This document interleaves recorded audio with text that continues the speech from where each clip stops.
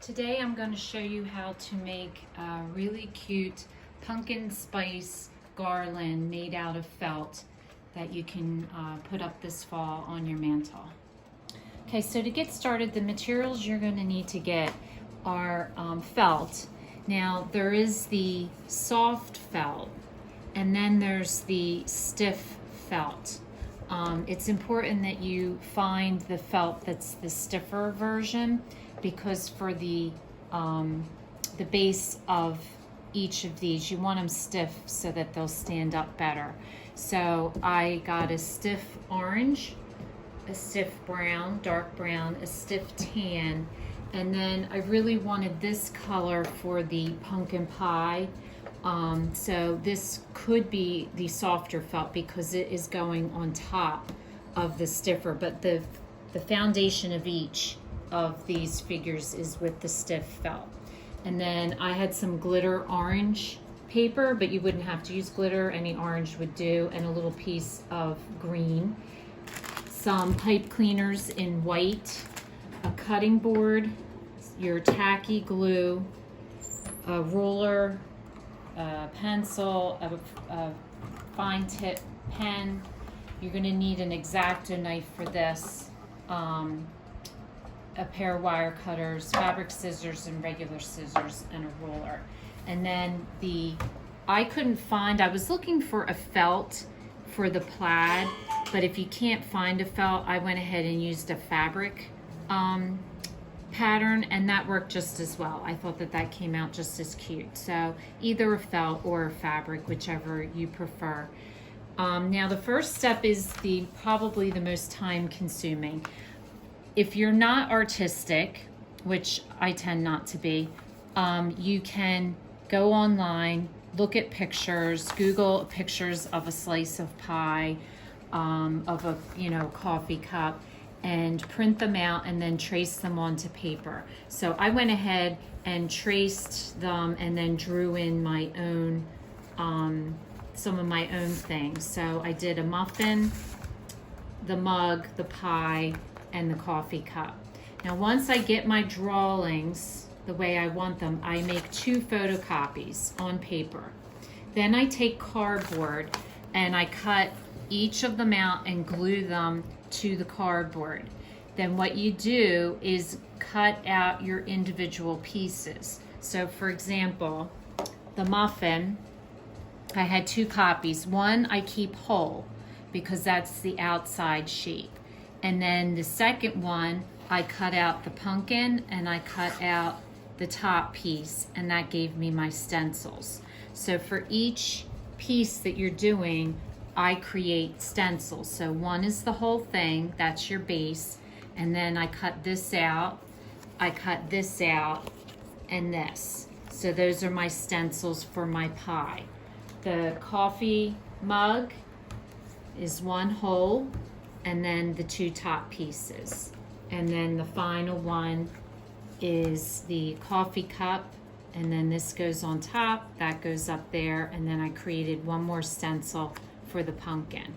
This is probably the most time consuming of the whole project. Once you get your stencils done, then it's super easy. You just take your stencils, put them over your felt, and then I take a fine tip pen, and it makes it real easy to trace them out and to cut them. The only thing to be aware of when you're tracing, especially if you're using a marker, is whatever you trace, you're going to flip over, because if you're cutting on the line, you're still going to see some of that marker on the back, like you can see it here.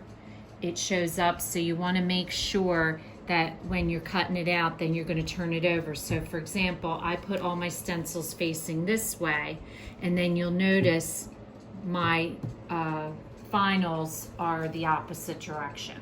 So just so you know that when you're tracing. Okay, so once you get all of your pieces traced, then you can put them together. So this is the pumpkin pie, and then I have them cut out for the coffee cup and the mug and the muffin. Now just to, and then this strip here, I just cut a strip of fabric, no real, you know, just judged it, didn't really measure it. Now, tacky glue works the best. So when you go to put it on, all you're gonna do is start with your base, which is your whole pie. And then on top of it, you're just going to glue. Now, with these cutouts, how I did this is probably was the most challenging part, is I started by using my X-Acto knife, and what I did was just cut a slit across the whole thing. And then I took my scissors, my fabric scissors, and I just, you know, just slowly cut it out. It was probably the most challenging. If you don't want to do anything that fancy, you wouldn't have to, but I really like the way the look of it is. So that's what I used my X-Acto knife and my cutting board for. So once you do that, all you want to do is just run your tacky glue. Tacky glue works better than like a hot glue. I wouldn't use a hot glue on this. And then just glue your pieces down. I did the pie pieces in two separate because it made that edge here of the pie, so I think it looked a lot better than doing one solid piece. And that's basically, once you get everything cut out, putting it together is super easy. Now for the whipped cream, all I did was use a piece of pipe cleaner, and for that piece I did hot glue the piece down once I glued all this. So this is an example of your pie just glued down. And then what I did was I took a white pipe cleaner and I just curled the top just a little bit, like so, and then just started going back and forth, each level just getting a little bit wider. So it looks like that. And then your bottom just swooping around, and then that's what you need your wire cutters for, is just to cut that off. Swirl it like that, and then that I will hot glue right to the top of the pie. Now for the muffin and for the pumpkin spice, these are the only two areas where I did some needlework on. And don't be, you know, hesitant to give it a try. It's very easy, just straight stitch. So I'm going to show you with the pumpkin. All you want to use is embroidery thread, which I picked in orange. I went with a little bit of a lighter color just to have it pop. So embroidery thread comes 5 strands to a piece, and I typically use 3. So you want to divide it into 3. So just count your threads and separate it into 2 sections. 5 is just a little too thick, so I just separate it into 3, and then take your needle and you can, if you're really unsure of your skill level, you can, on the back side of your pumpkin, flip it over and take a pencil and just pencil about where you want your lines to come in at. And then that can be a guide for you on the front. So if you want to do that, all you have to do is just knot your thread and just follow your pencil line. And what I do, I find that it gives you more control if when you come back up, you come back up with your needle. I tend to feel it gives me like a straighter line than if you just individually poke through, and then all you're going to do is come down where the thread was, look at your stencil in the back, and then come up through the top. And that's pretty much all this is. So you just go down through that hole, flip it over if you have a stencil, and then come up through the top. And it doesn't really matter how wide your stitches are. It's whatever you prefer. Just try to stay consistent with that. And so you'll want to go up the one side and down the other, and that'll give you the stitch for your pumpkin. And then you're going to glue that down onto your muffin. Okay, so to do the pumpkin spice, the first thing you want to do is you take your top word, you find the center of your word, so here would be the P. That's the letter you're going to start with. You're going to do the P, the K, the I, the N, and then you're going to come back and work your way out the other way, the M, the U, and the P. Now what I do is I draw a line on the back so that every time I start a letter, I have a starting point, so that way it keeps all my words straight. I measured mine, I came up 1 inch, so they're all 1 inch high, which also helps to keep it lined up at the top and consistent. And then I tried to keep the spacing between each of the letters the same. Now the spacing here is at the bottom, here's at the bottom, but on your P, it's at the top. So when you start the K, you're going to want to start your K at the top and having the spacing the same as it was at the bottom. And it's okay if it's not perfect, because I think that's part of the charm of making it, it is kind of like this P isn't exactly the same as that P. And then once you get the pumpkin, then you want to go down and do the spice.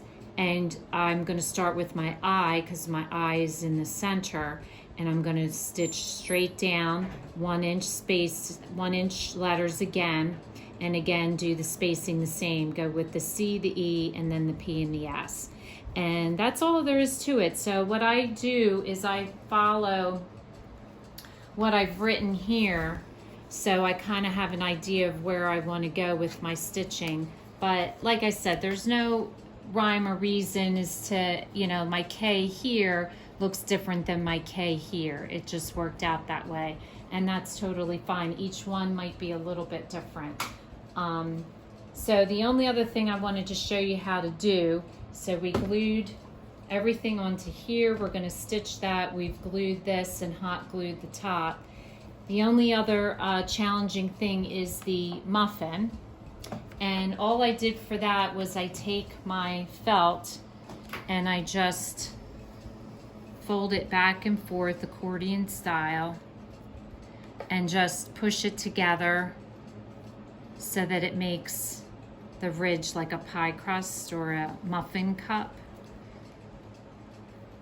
And then I just measure it across, cut it off, and then what I'm going to do is I'm just going to run a strip of hot glue right along there and then put this up so that it's angled upward.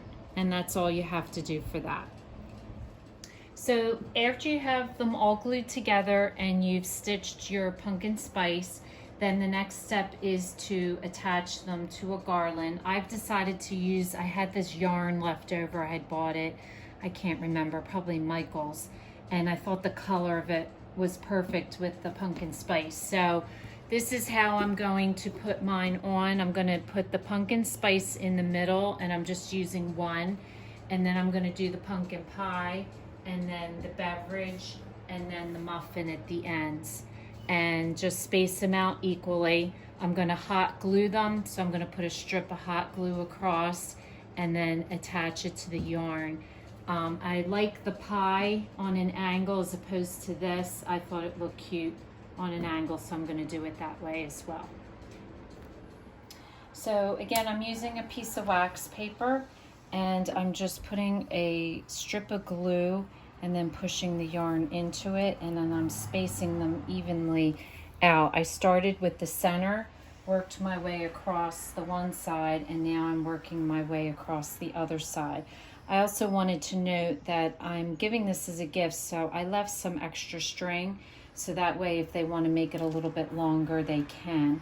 So all you do is just to take your glue and just put a strip of glue across, and then just place it on top of the yarn, spaced evenly out. Smash it down a little and then pick it up. And it's glued onto the back. So then all you have left to do is to hang it up. I'm putting this on my mantle, but you can put it in an archway or in a window or wherever you'd like to hang it. I thought it turned out really cute. So if this is your first time watching, welcome, and please don't forget to subscribe. If you want to receive future notification of posts, hit the bell. And if you like the video, please give us a thumbs up. Thanks for watching, and we'll see you again soon.